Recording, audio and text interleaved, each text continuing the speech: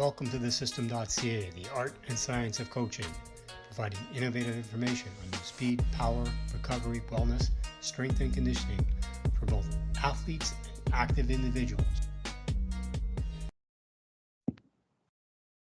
Okay, good. We are here today with Steve McCollum. Steve is the head strength and conditioning coach at Journey to Excel. Steve's got a really interesting background. And today's topic, I thought Steve would be a good person to bring this topic to light. Obviously, it's been in the news and media, obviously circulating in certain speed power sports, the idea of concussions. And so it's something, obviously, myself, I've lived through one, but I like to get it from a sporting perspective because mine was not necessarily sporting.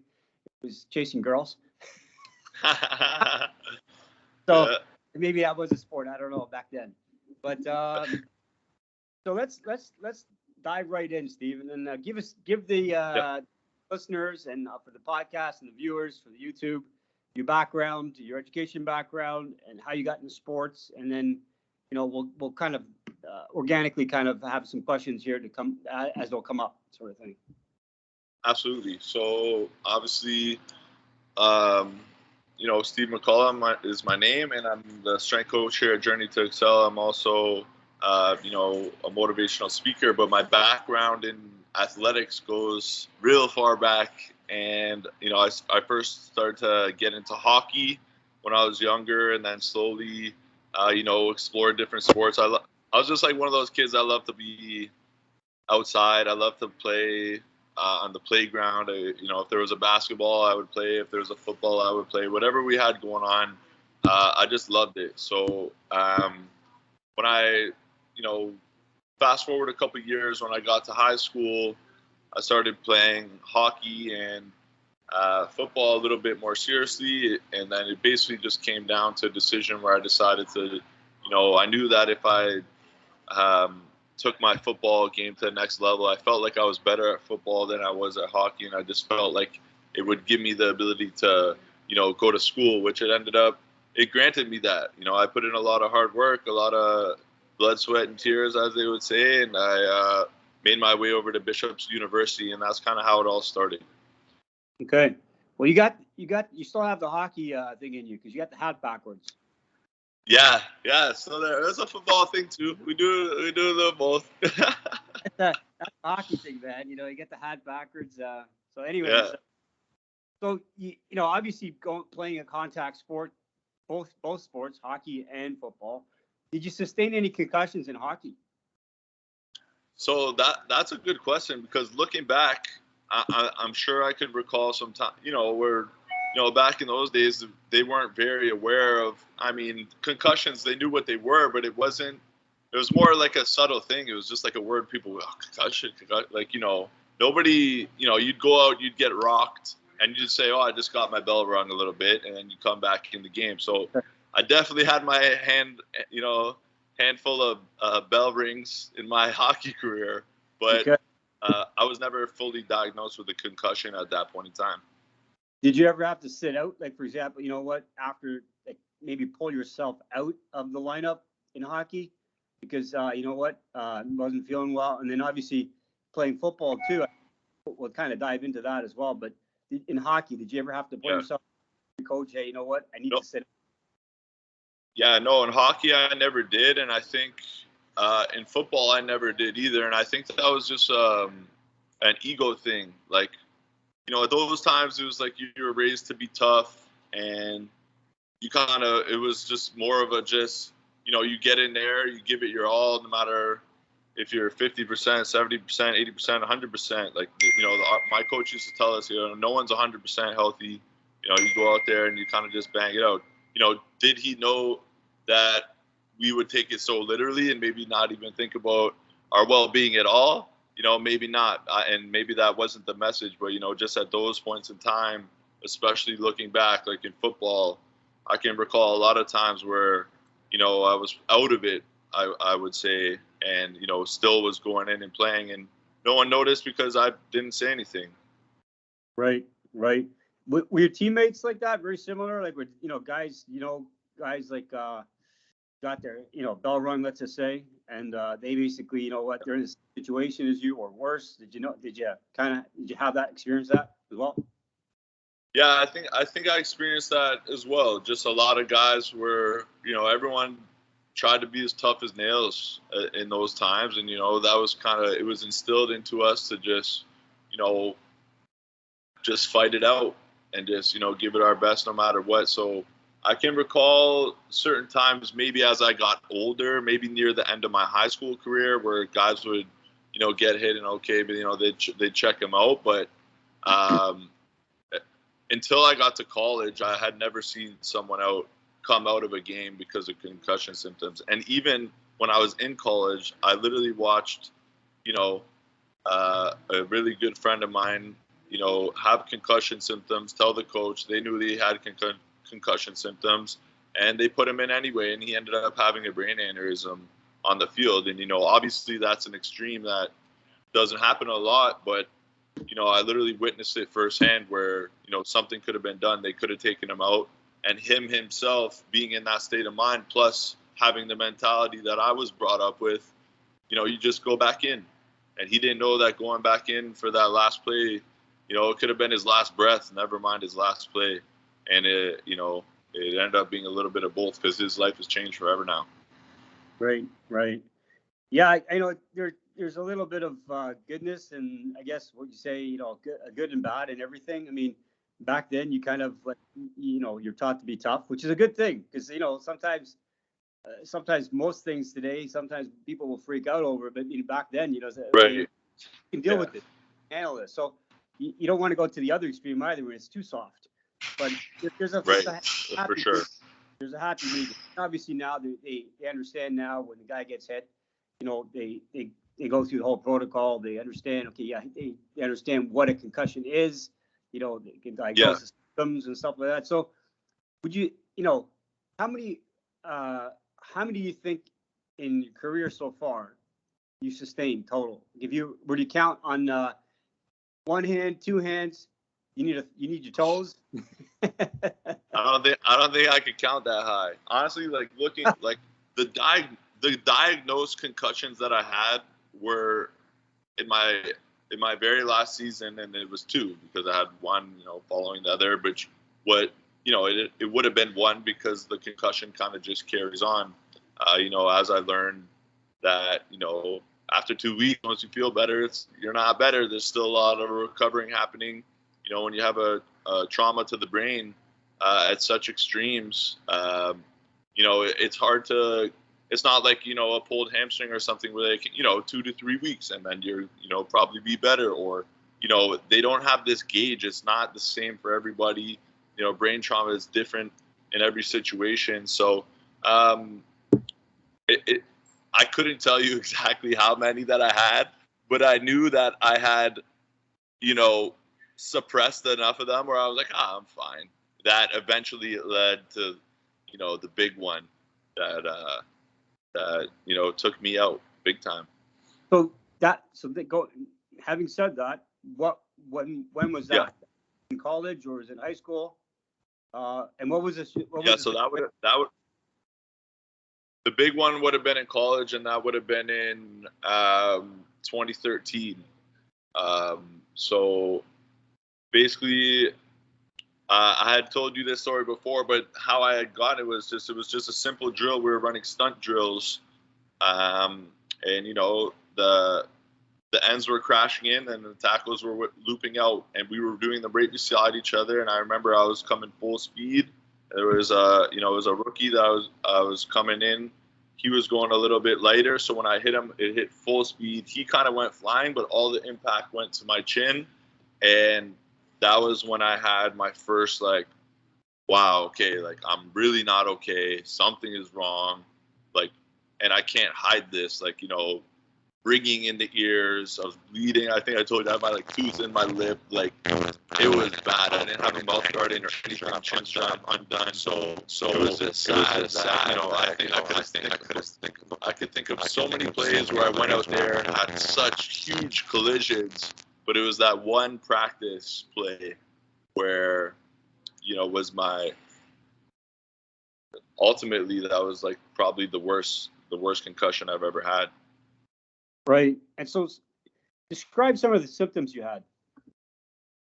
So initially it was, it was the ringing, it was the fogginess, it was like trying to speak but not being able to find the words. And I knew I was always a good speaker, and I was always good at kind of just, speaking into the wind. And so when I knew that I couldn't come up with the words out of my mouth, I'm like, something is wrong. And initially, right after the concussion, it kind of feels like you're a little bit loopy, almost like if you had a couple of drinks or something, like you're laughing at things that, maybe you're kind of just hysterical a little bit. And then ultimately, like the worst symptoms that ended up coming of it was I had a sensitivity to light. I had a sensitivity to noise. I remember I lived on a street in Lennoxville, Quebec. That's where I went to university, and there would be trucks driving by. And I remember like a truck would drive by, and it would just be, I could like feel it in my soul. I would just be like cringing, like in my bed, just like praying that no more trucks would go by. It was like that bad. Yeah.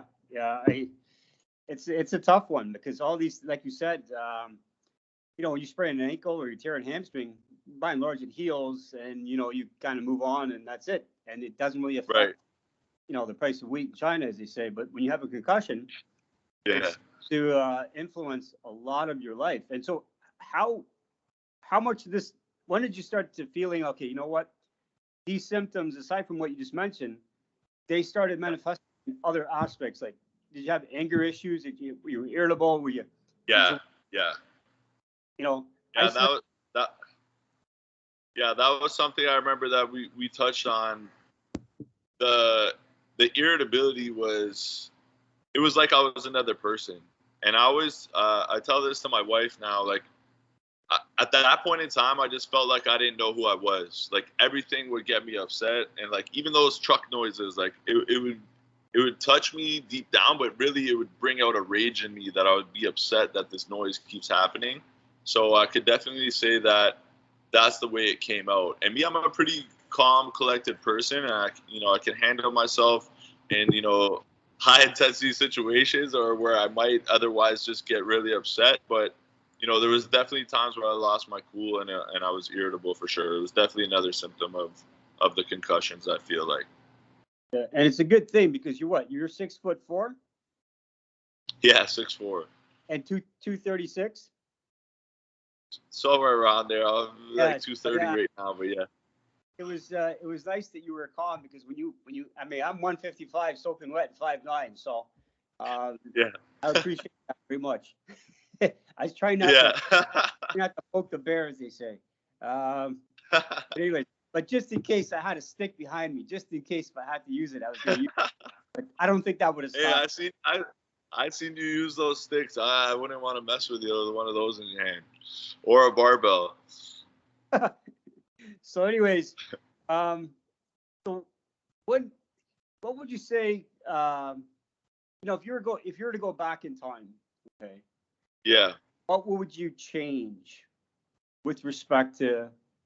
Okay, first of all, to the sport. What would you say? Okay, you know what?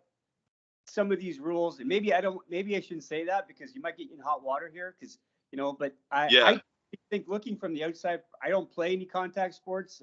We play flag football and stuff like that, but I just from my sensibility, I'm very careful about trying to hit somebody, right? Because I first of all, if you hit somebody, you're gonna absorb some of that impact too, right? So you don't hit them the right way, and you're never gonna hit them exactly the right way all the time. For sure. So going back in terms of the game, what would you change? That was one question. The other question is, what would you do differently if you had those concussions back then? So first question is, what would you do in terms of the game? And then in terms of coaching, etc. And then also the second question is, what would you do differently to handle those symptoms? So Those are two great questions, and I think they're very important. And I think this is where the value comes in, which I feel like my experience going through these concussions, I've always felt, it was a curse at the time, but it's a blessing now because I can help others through my experience. And I have helped athletes through my experience, which is, I feel like, ultimately what, I need to do. And that's why I had that experience. But what I would change is, I think just I think it's like a fear thing in sports, like especially when you're in college and it's like you're scared for your position. You're scared, like, you don't know if you get injured, if you're going to go back in again, especially when you're young and you're fighting for reps, fighting for playing time. It's like you're kind of willing to endure anything you have to in order just to play. So if I could go back, I would just create, or if I could change something, I just wish that there was more of an openness with coaches and athletes, that they felt confident enough in their ability to say, look, coach, I don't feel so great, without fearing that this is going to cost me my position right away. Because, it's a very tough situation for athletes when they're in that situation, because, maybe it's their position or playing ability that they're worried about, or, maybe they don't want to upset the coach, or, whatever it may be. There's so many different elements, but I just wish, like, at that point in time, I think, like, the sports medicine side of it, I think they did the best they could. I mean, it's because they're going off what I'm telling them, but I don't think I felt confident enough to tell the truth, and because I just wanted to play. So, right. I don't know if it comes down to if there's a way that they can monitor certain impacts and say, okay, this was an intense impact, we got to look at you. And that's what they tried to implement down the line. They started putting sensors in our helmets, especially after the issue with my teammate that had that brain injury. But, all those things came later on, and I guess they were as a result of, the bad things that needed to happen in order to make good change. But to be completely honest with you, I think it ultimately comes down to the player. So the biggest thing I would say is you have to change yourself and your perspective on what is most important, and that life is more important than a sport.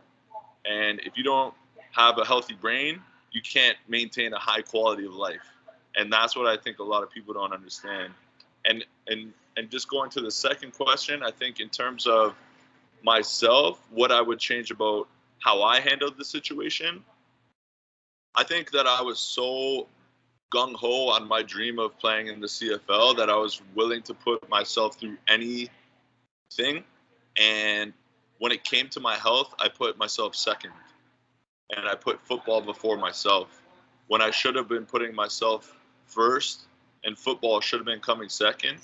And I can look back now and see that clearly. But at the time, it was really difficult for me. And as a former athlete, I know the challenges of, getting to a level where, right now I need to be at my peak and you can't be there.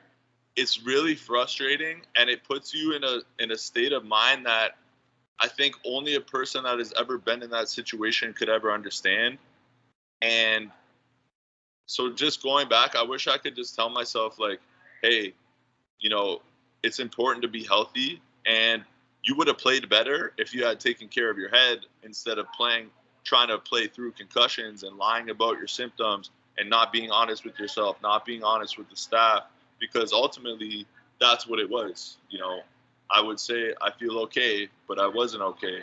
And then sometimes I didn't even know what okay was, because that's how concussed I was. But, to answer both of those questions, I think it really, you have to really take a good look at yourself. And that's what I tell athletes now. Is it worth it? If you're having concussion symptoms and you're, a 2010 playing in a championship game, and, your coach wants you to play, but you have concussion symptoms, what's more important? Is it more important that you heal and recover and have the ability to, maybe go get drafted and, see out your career? Or is it more important to sacrifice yourself for this, maybe a one championship? Like, these are the questions that kids come across each and every single year, and they're very tough ones. And at the time, it seems like I got to play that championship game. But if they would look at the big the bigger picture, look outside the box, then they might have a different answer for themselves if they knew it might cost them their career, and it might cost them their overall well-being, not only just mental but physically too. Yeah. Well, I wish there's definitely a lot more headway in terms of concussion. Acknowledging somebody had a concussion. They have, like, obviously they look at certain symptoms when the guy comes off the bench, off the field. They can see certain things. Right. The sensors definitely help. And then obviously this kind of validates whether or not the guy says, the player says, "Coach, I'm okay. Meanwhile, the sensors or other symptoms are saying, no, this kid is not okay. Say he's not okay. And so that at that point, and I think that it's really up to the coaches and the staff, the medical staff, have to make that decision. And back then, obviously, they didn't know enough about this stuff, so you really can't fault these people. Right. There's a certain culture, which is fine, but I think now it's slowly changing. And also too, I mean, what about with respect to just the way the game is played in terms of back then, I always saw football, for example, they would, if you're the quarterback, they were just out to kill you. They weren't.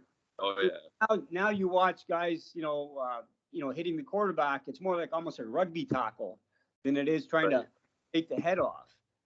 So I think there's aspects of the game that even in hockey too, and this is one of my little pet peeves here, but I see all of a sudden now the kids have contact in hockey. Some of the younger kids are just first year doing contact, and they're full of piss and vinegar.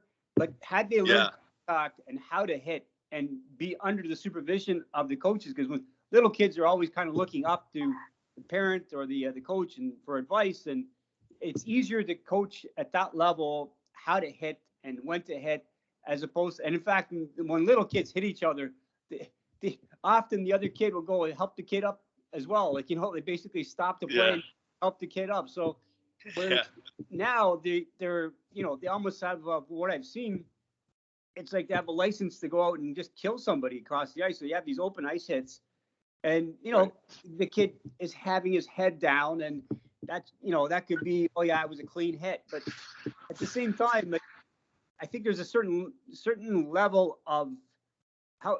Let me rephrase that. Just because you can doesn't mean you should. Right. So if you could take somebody's head off real clean, like, make a good clean chuck, you can sometimes hold back. And it reminds me of Jim Brown. Jim Brown was obviously a good running back, and Jim Brown would celebrate. He used to go in the end zone, and he would just pick up the football and hand it to the ref. Right? He would just, there was no celebration, nothing. So he was like a real gentleman on the field. So it's almost like I think if he was on the opposite end trying to hit you, I think he would hit you just enough to get you down, but not to kill you. Right? And I think that's what's not taught to a certain degree. Like, listen, you can go out and hit somebody, but there's a certain amount that you can hold back just because of your own, your own character development. It's good for you. Even though you're the one giving the hit, it's knowing, and the other person understood that, they could have really got hurt, but you're gentle on them. And I think it's a sort of like an underlying, acceptance between the two players. Like, okay, dude, I could, I got you. And there's no way clouding it. Is basically, but I held back because I respect you, Right. So I think there's maybe something that to be said in terms of the current model right now, because I think they should have had these kids learning to hit when they're little, because when you're little, it's different. The kids are not going to hit that hard because of the nature of what they are. Obviously, there's our exceptions to the rules, but by and large, these kids respect authority at that age. Like, they're looking up always. When you get to 12, 13, 14, I mean, I'm not sure if when you were a kid, but you start to develop your own personality. Parents, ways, or coaches sometimes don't always come into decision making, right? Because we all know it all, right? We still do. Yeah.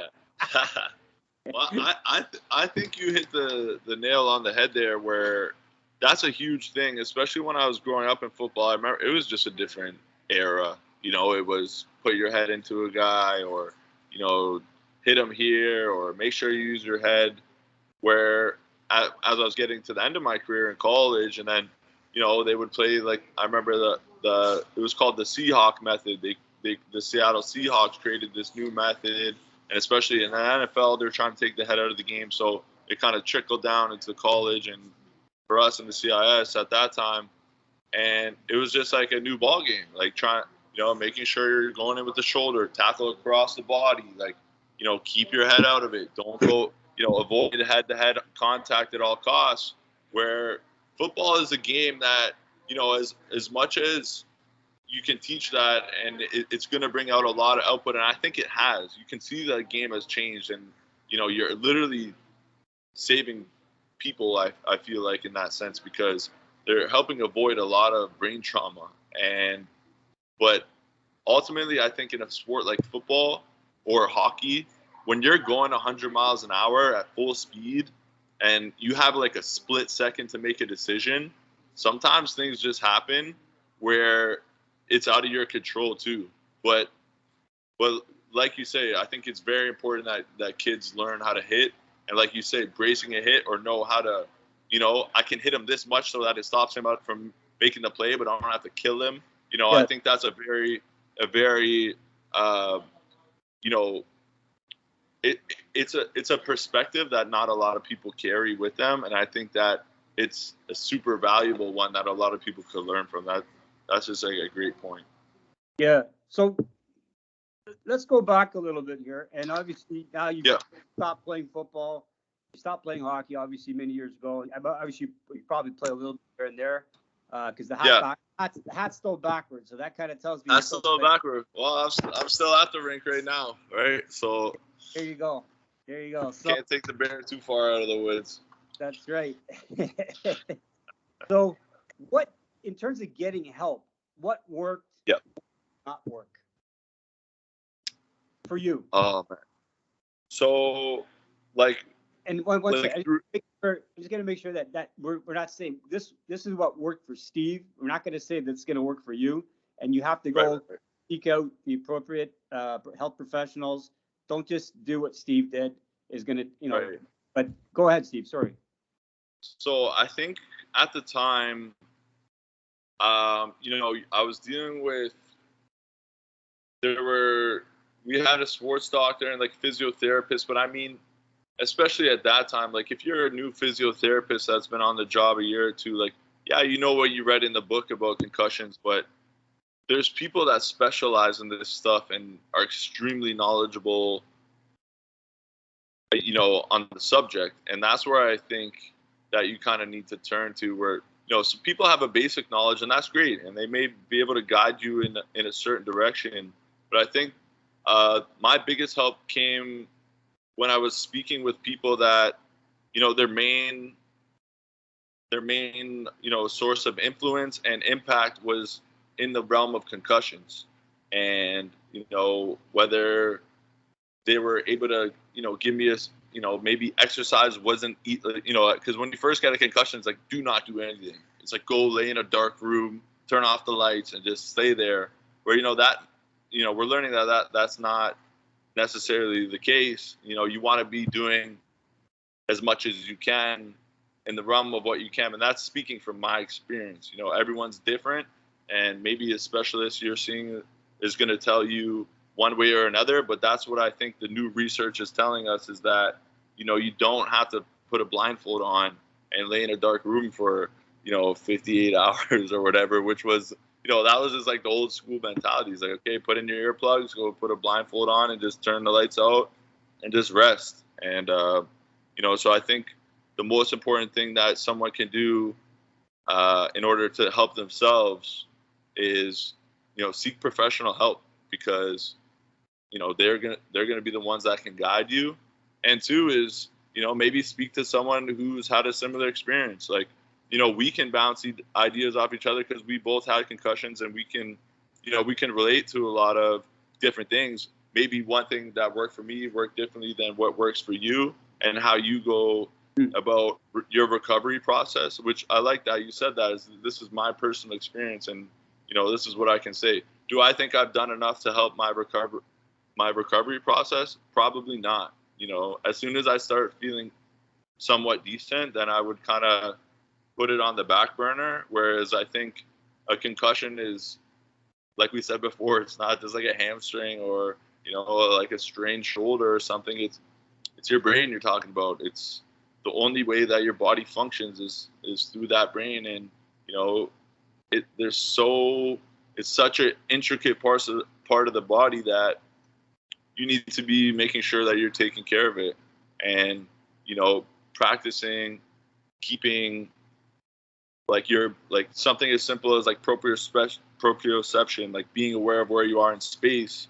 It could come down to practicing, right? Or just being aware of your body, right? But if you don't know how to practice that, then you don't know how to be aware in that sense, if you know what I mean. So I think surrounding yourself with people that have gone through it, but also seeking professional help for sure. Right. So what was the key thing that worked for you? What was the one thing or two things you think that, yeah, you know what, those things that was the game changer for me? For me, the two things that I noticed that I felt less symptoms were, one, just my diet, what I was eating.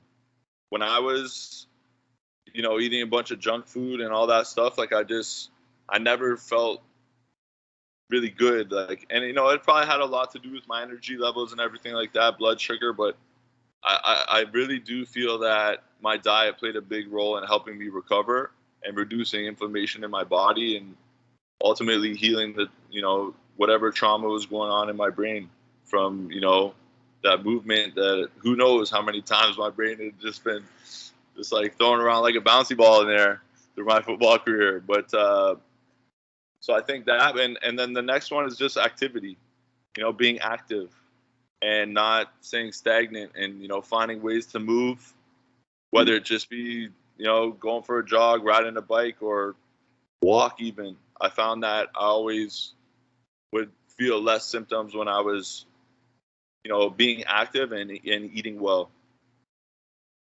Right. And so do you and so obviously you're still practicing these things and Yeah. when you stopped playing, when was the last time you played? What was the last game football?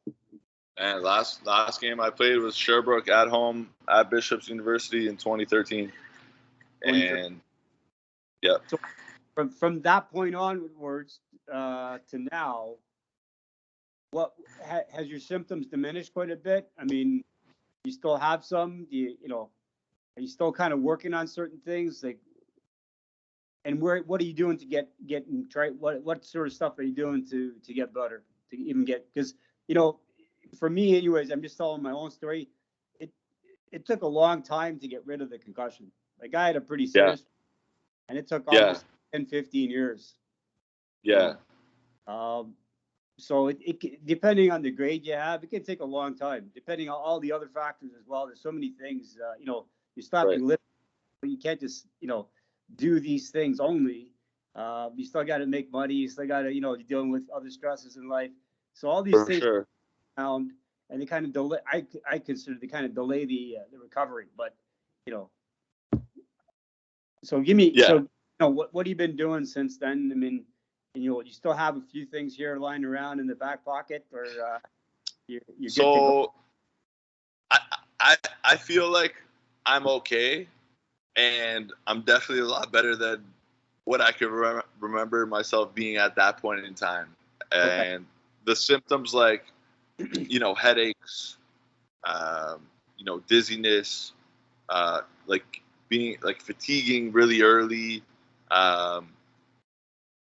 just like blurred vision, the inability to speak.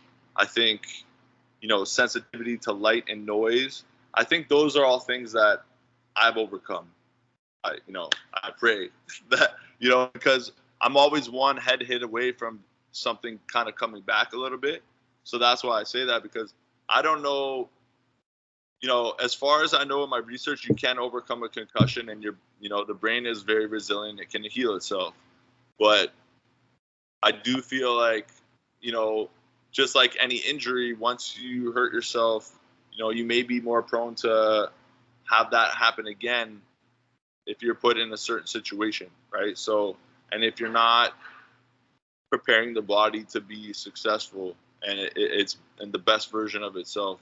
So I would say I feel like I'm good, but to be completely 100% sure and say that I'm fine and nothing is wrong with me and I'm completely perfect, I think that would be a lie to myself just because I'm not exactly sure. Right. Yeah. And so I think you said a really important point here. You're always one hit away from something more serious. And I think that's a really good beat to hammer home for any kids out there or people that have had concussions, to seek the help, because the next one you have could be the one that could put you out. Could be the one like me, like just ended me up. Exactly. Yeah. And I think some of these concussions, like obviously not all of them are that serious, but sometimes you get the low grade ones, like, the first degree, kind of see a little bit. But you sit back on the bench and then you come back on the ice again and everything is okay. But the cumulative effect of that, I think often is what the previous quote alludes to, is that you're always one hit away. And so it's very important to, I would like to see some of these teams have, like, after the game or something, anybody who sustained a concussion, they have to go through a series of, like, a different type of training or whatever, or, get the next game so you can, or maybe pull them out for the next game. So they go through a series of checks and balances. And this way you can augment, maybe I would say, like, you have career longevity and then also post-career longevity, which is even more important, because once you've left so important. Yeah. How do you function as a human being? You have kids and all that, and go life and all that. So that's where what you did in the past will come back and bite you if you did not deal with it properly. And I think that's one of the key takeaways, is that, you don't deny it, admit it, and they know these symptoms now. And if you experience these symptoms, don't think, you can tough this out, because the more you tough it out, you could be, like you said, one hit away from something that could be, and then obviously long-term perspective. So if you want to give a shout out to anybody that you feel helped you, a doctor, a chiropractor, this guy helped me a bit. I know, even a friend. Absolutely. Some people that basically, because obviously when you have something like this, sometimes it's not just professional people, but you got your buddies.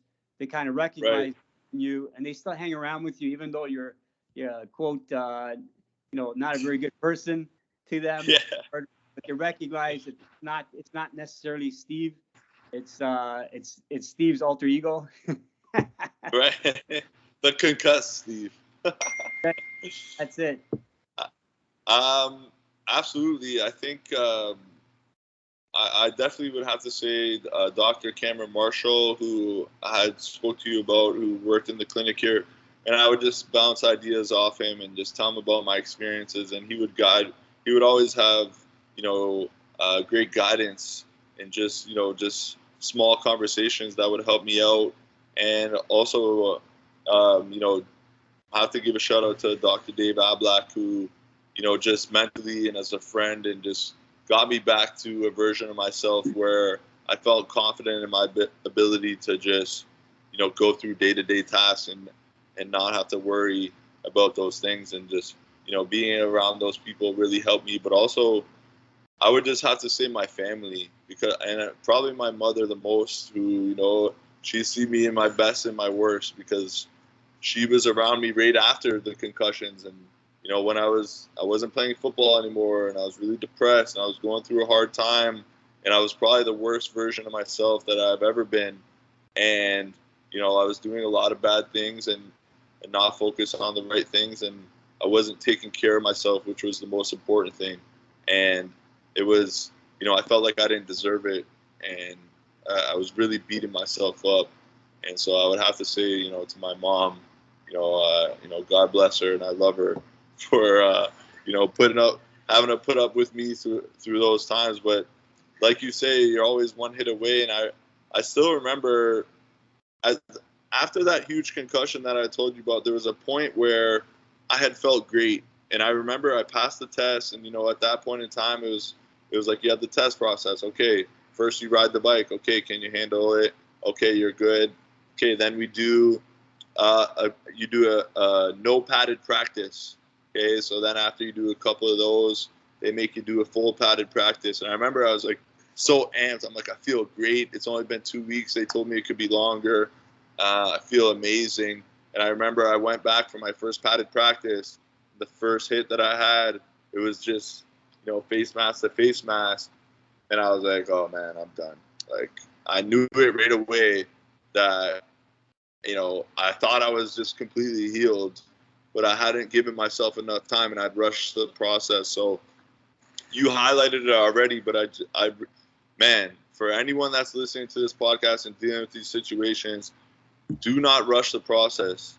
Take your time, trust in the people and the professionals around you. Seek that guidance, because if you are stubborn and you put the sport before yourself, I really truly feel that only bad things happen in those kind of scenarios. You can't put the sport above yourself.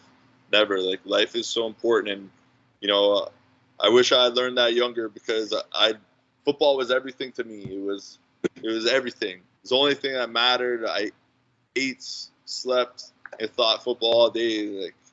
But now I realize there's more important things. Life after football. Who am I outside of football? I didn't have an identity, but now I do. But I wish I had known that when I was at that age, because it would have helped me a lot. So anyone listening to this, I think those are some very important points just to take home with you. I think you have a couple of 2 points here and kind of reiterate here. One is you're not above the sport. You have to become above the sport. And again, the idea is that your identity, and this is the problem I find with all athletes. They tend to wrap their identity, who they are, what they are exactly, why their existence, into that sport. So what happens when that sport is taken away? You, first of all, inside you think, well, hold on, you're taking my identity away. What am I? Who am I? And so this is the other problem. Yeah. The actual concussion symptoms, the actual psychological aspect of basically your internal is wrapped up with your external. Your internal identity is wrapped up with so if you take away that external identity, there's nothing there for it to seek, its existence. And so you have this identity problem, which is compounded when you have the concussion symptoms, right? Because you already have depression, all this other stuff, and then you have this in the background. It can be really detrimental. I mean, to the point where I think some guys go off the deep end, literally. So I think it's very important to transcend the sport. And I think a few athletes, one comes to mind is Muhammad Ali. He was able, after boxing, he was actually more popular after boxing than he was when he was boxing. He was able to transcend the sport. So he did a lot of charity work. He used his notoriety to help in a good way. And I think some of again, like, you have to remember, like you said, sport is something that you do, but it doesn't define you. It's just like, it's like you're a conditioning coach right now, but it doesn't define you. You're Steve McCollum, right? And basically you happen to do conditioning for a living. Yeah. Right. So this is very important, where I think sometimes, and I get it, there's a little bit, when you have your identity wrapped in it, you want to go 100% because it's part of you. And I think there's a fine line between how much you go off that to that extreme, and or come back, always come back to the middle.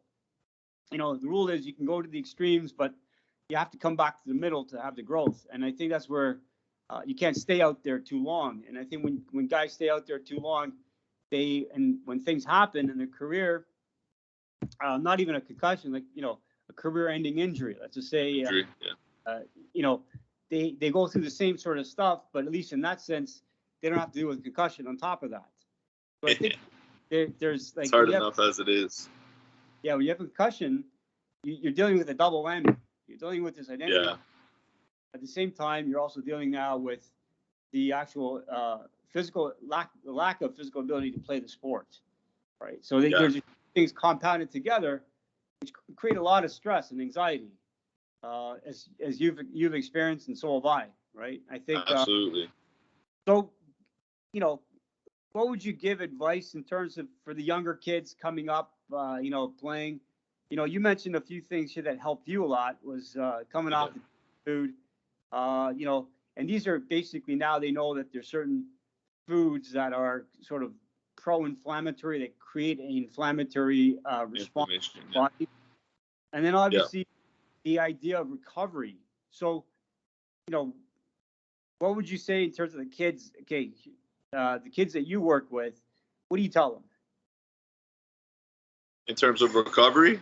In terms of like diet, you tell them like, hey, you know what, you should be, trying to come off junk food, staying off the pop and the chips. Yeah. And then also, you tell them like,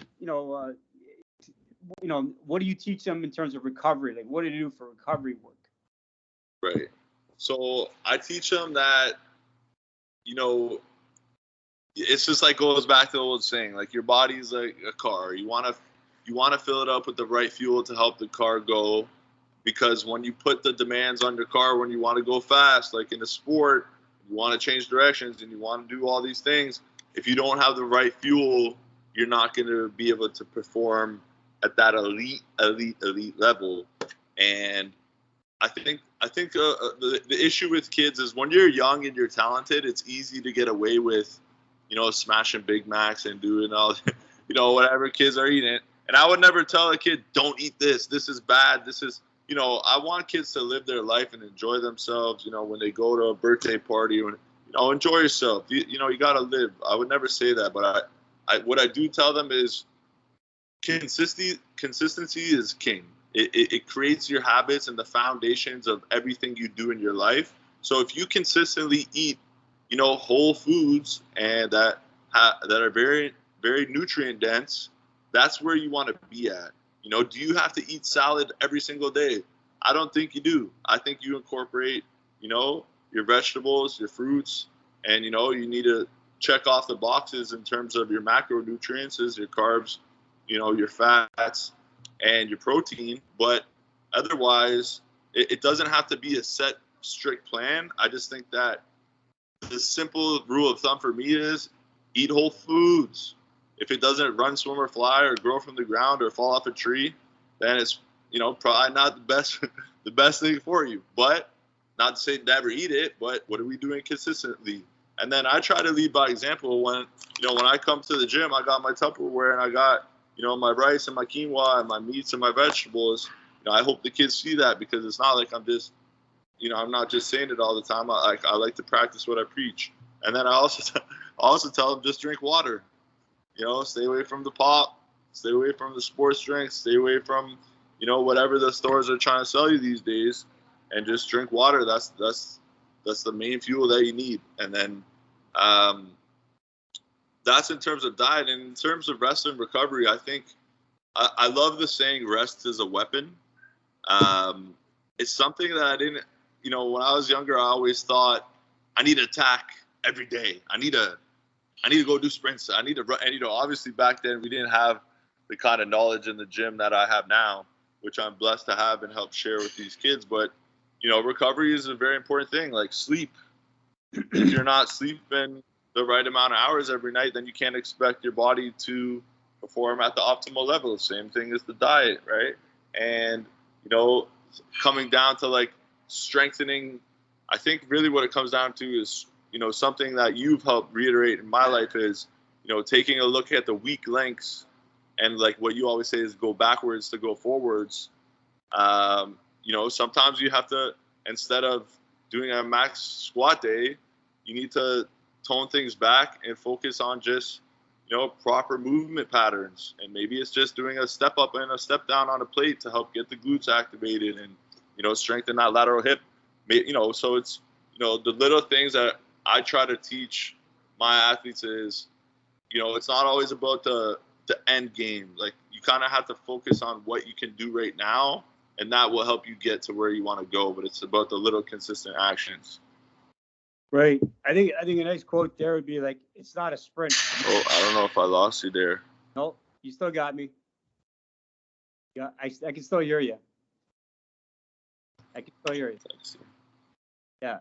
So, anyways, I'm just saying that you got to tell the kids maybe it's not a sprint, it's a marathon, right? And that's a good one here. A couple of good quotes here. No, we're good. We're still good. We're still good, Steve. 1 second. 1 second.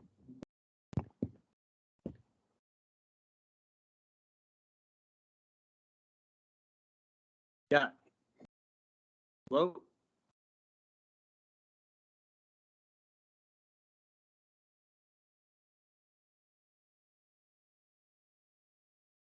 Steve? Got.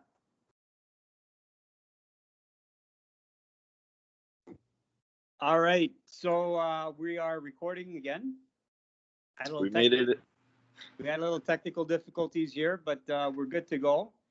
So I just want to recap a few things. Steve laid off a couple of good nuggets there. One is rest is sometimes the best weapon. Yeah. And habits basically can be defined as, with respect to habits, consistency is king. So it's important to develop these early habits that you probably didn't have maybe when you were a kid, but with the kids that you're working with right now, they should basically take a notice of what Steve is telling them, because what Steve is telling them is some good nuggets here. And I think some of these things here, the other one here is, you're not above the sport. You have to be, don't let the sport define you. And the other one, which I think was really good, was you're always one hit away from something more serious. And so you got to take care of the one that you have right now, because it could get more serious. So Right. here's some good, it's always good to get information from people who've lived it. Booksmart's good too. Like, I'm not going to knock that, but when you've actually lived some of these things, it comes from a different, it creates a reality. And I think that's really important. So, yeah. In hindsight, I think I want to thank you, Steve, for taking the time out of your busy schedule to come on the TheSystem.ca podcast, which will one day become as famous as Joe Rogan's podcast. Absolutely. I can't wait. So, and great topic. By the way, Steve is the one that chose this topic. So, I went with him. I said, yeah, it's a good topic. I haven't really done one like that for a long, I was meaning to go and do that, but, organic, I think everything kind of just fit together. I met you, and you're telling me a bit about it. Came out perfect. Let's get this guy to podcast. So, absolutely. I want to thank you again. And so, Steve, before we go, where can they get a hold of you? Yeah, absolutely. Thank you, Yusuf. Just before I tell them that, I just want to thank you again for having me on, and I appreciate it. For a guy that forgets more than I know, it's a pleasure to be hanging around you and doing podcasts with you. It's an honor, man. And if you want to find me, you could find me all over the place. On Instagram, I'm at TFT_fitness or at GainsGang_. My website is www.tftgainsgang.com. That's where you can get the Gains Gang gear, and you can learn a little bit more about me, or you can check me out on Facebook at Gains Gang, and TikTok, I think I'm Gains Gang _ something along those lines. You can find me there. Okay. So, and you're at Journey to Excel, and where's that, Steve? Where's that located? Yeah. So this is where I spend most of my time. This is the hub right here, and we're at.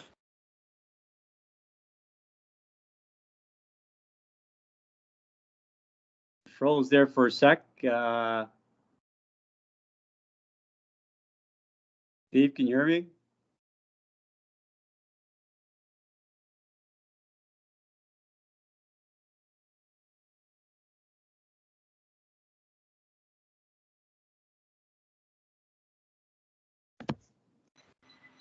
Yeah. Sorry. You were saying you're So I at. think we cut yeah, out. 400 Kipling Ave. That's where you could find me. Okay, and that's the Ford Center, formerly MasterCard Center, but we'll call it the Ford Center now. And Yeah, going back, like the Rogers Center, Skydome dilemma. that's right for people who don't know where that is. Okay, perfect. So again, Steve, thank you so much. Appreciate it. Definitely gonna have you come back on for something else. We'll have to talk about our next topic sometime soon. Absolutely, sounds good. Thanks, Yusuf. I really appreciate it, man. All right, take care, man. Have a good day. Take care. TheSystem.ca podcast disclaimer. We're not here to tell you that we know everything. We're just here to present possibilities. The information presented is by no way intended as medical advice or as a substitute for medical counseling. The information should be used in conjunction with the guidance and care of your physician. Consult your physician before beginning this program, as you would with any other exercise nutrition program. If you choose not to obtain consent of your physician and or work with your physician throughout the duration of your time using the recommendations given, you are agreeing to accept full responsibility for your actions. By continuing, you recognize that despite all precautions on the part of the system, the art and science of coaching, there are risks of injuries or illness which can occur because of your use of the aforementioned information, and you expressly assume risks and waive, relinquish, and release any claim which you have against the system, the art and science of coaching, or any of its affiliates as a result of any future physical or illness incurred in connection with or as a result of the use or misuse of this information given. All rights reserved. No part of this publication may be reproduced, distributed, or transmitted in any form or by any means, including photocopying, recording, or any other electronic or mechanical methods, without the prior written permission of the system, the art and science of coaching, except in the case of brief quotations embodied in critical reviews and certain other non-commercial uses permitted by copyright law. Thank you. Thanks for tuning in. If you like the content, please hit the subscribe button. Check out TheSystem.ca for more information on services and more content like this, and also products. Take care.